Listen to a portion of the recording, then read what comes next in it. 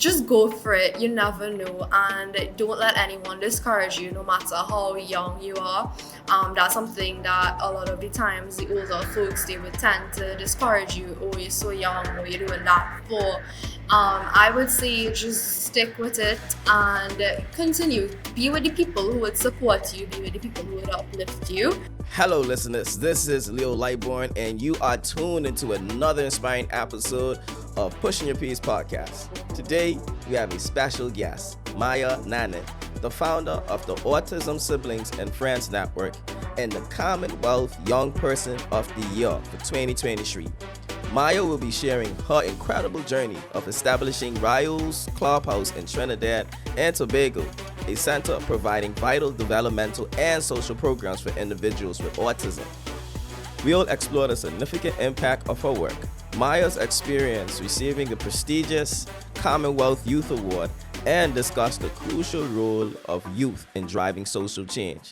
This episode highlights the potential for young leaders and the transformative power of inclusivity. You don't want to miss a second of this episode. Grab your popcorn and let's get ready to push your peers. Also, tune into Pushing Your Peace podcast every Thursday at 6:30 p.m. right here on Radio Turks and Caicos on 89.1 FM.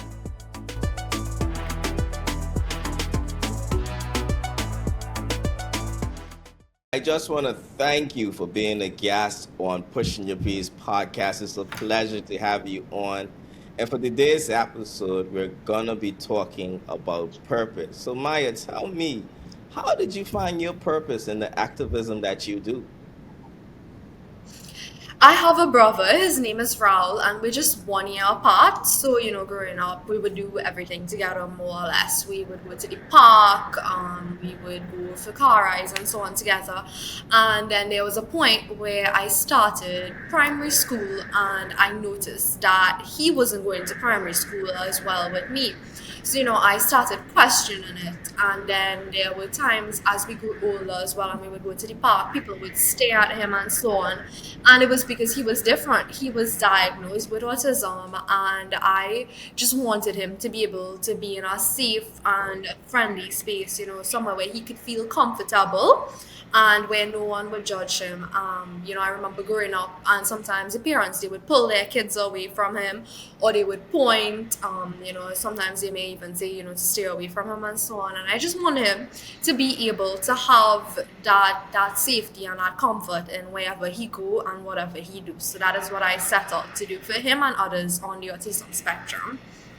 And how has that journey been? Like, how did you It's been a set up your long organization? Yeah, it's definitely been a long one. Next year will be 10 years that I've been doing it. And it's really nice to see the progress that we have been able to, provide in a country like Trinidad and Tobago, where we don't really focus on this marginalized group in our country. It's nice that, we were able to do the first ever autism fun days and Christmas parties, summer camps, birthday club, just so autistic persons could be included into our society. Tell me about the initial stages of this. You see that your brother is different, and the society is reacting negative to him, and you have a burning desire to raise awareness about this. So how did you build up the courage to say, listen, I'm going to start an organization? And what was your parents' initial response to this? They were really supportive, and they always take a background role, that's for sure. But I initially started as the youth of my aunt's organization. So her organization is known as Support Autism TNT, and she would be the one that would assist carrying my brother to his therapy. And when she realized how expensive it was, she wanted to be able to provide these opportunities at no cost or at a low cost for them. I decided to study youth because I wanted our friends and the siblings of those on the autism spectrum to be involved. I felt like it was really important for them to play a pivotal role in their life from such a young age, because they are going to be their brothers and sisters keepers as they get older. And I felt like, we are the future as well. So if it is like get our friends involved, you never know if that decision would impact or influence their career choice, which I could successfully say that I've seen it happen with many of my friends. They have chosen career paths that actually assist those with autism and special needs. Like, they've decided to be certain therapists and dietitians and stuff, who include those with autism and the other special needs. And what are some misconceptions that you would like to address in regards to autism? We have a lot here in Trinidad and Tobago actually to name. If I even had to start naming. But a main one I would say is thinking that that they are not capable of doing the things that we could do. Usually we tend to judge them and treat them differently, and that's just wrong. I think that once they are given the right tools and resources, just like any other youth, they would be able to flourish and grow as a human being, and they would be able to develop holistically, and that is something that they don't really get, and that is what we try to provide for them. And I mean, there might be some people that's listening that doesn't know exactly what autism is. So can you shed some light on that for us, Maya? What exactly is autism? So autism is a spectrum. It ranges from high to low functioning, and then there's one in the middle. So, on the lower end of the spectrum, that means that someone needs to be there full time with someone on the autism spectrum to take care of them. So they would need assistance with like their day-to-day tasks, showering, feeding them, brushing their teeth, and so on. They need that full parental support with them 24/7.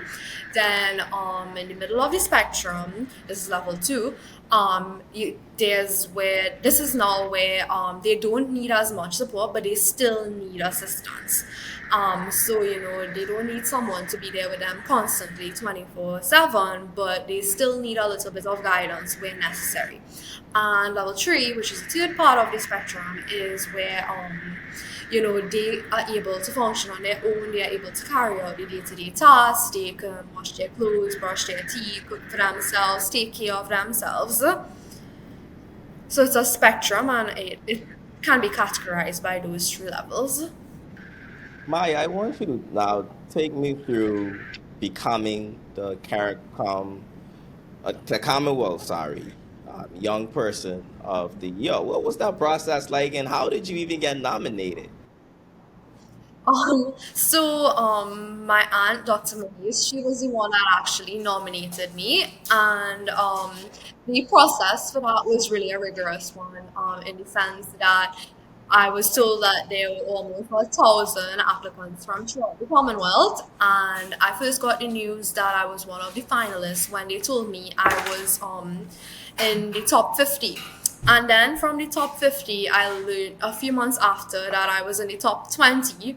And then last year, September, I actually didn't even know that I was a regional finalist, but they basically said that they wanted me there for the awards, and they funded the entire trip, where it was really incredible because they had the youth ministers meeting happening, and that's when I learned that I was a regional finalist.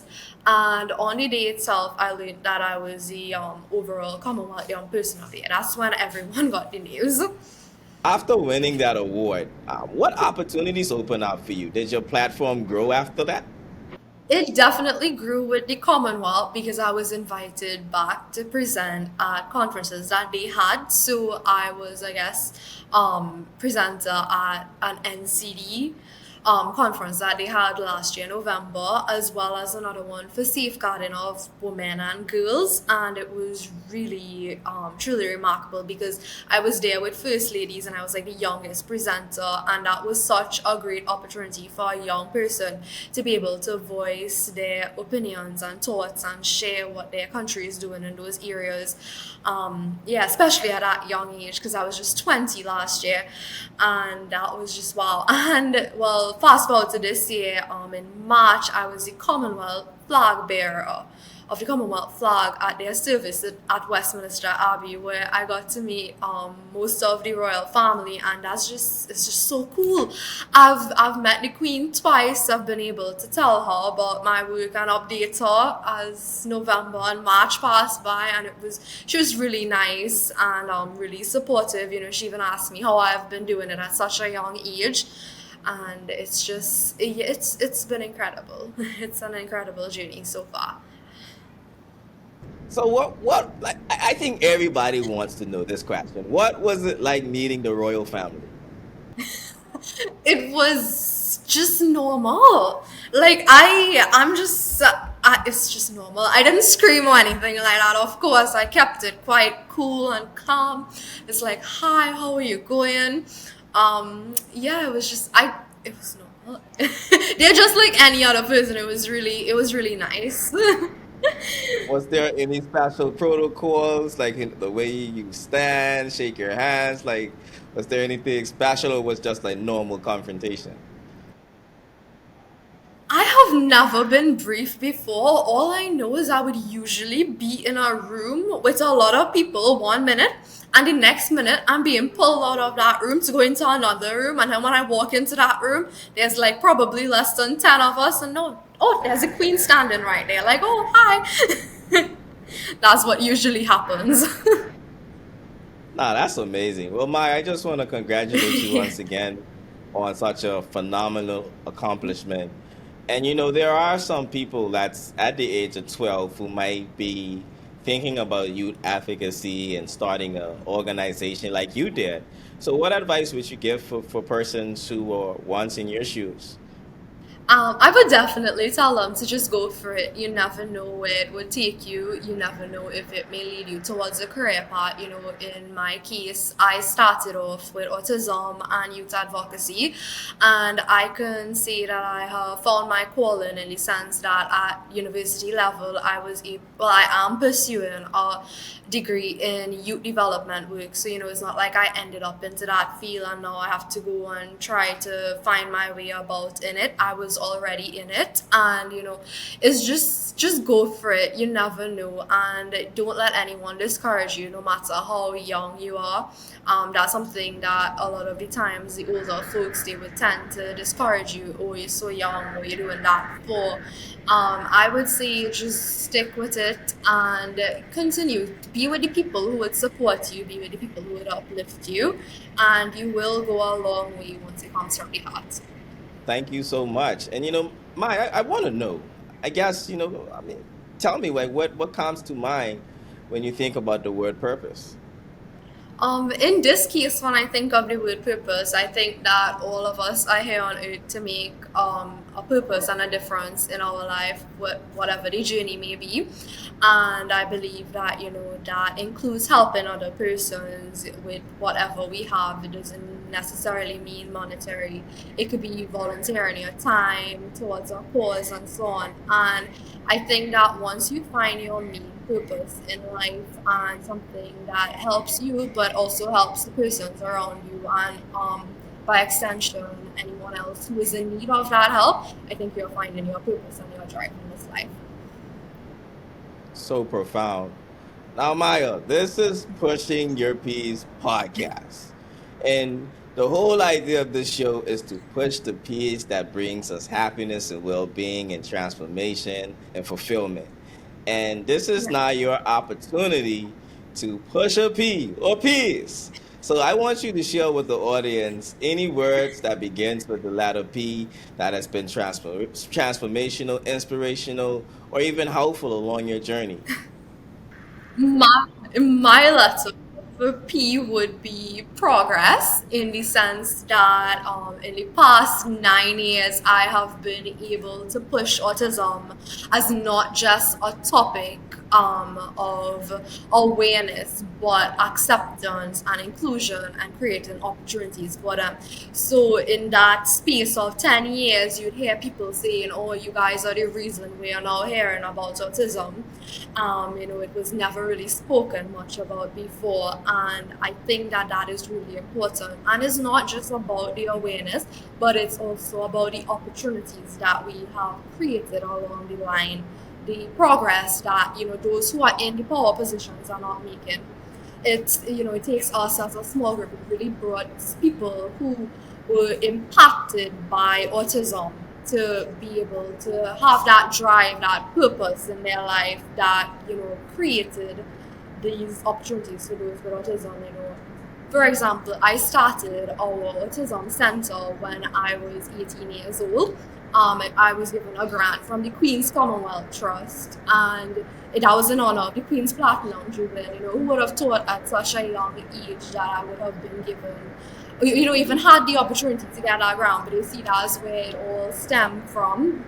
And you just gotta keep doing what you're doing, and the work that you are doing is important.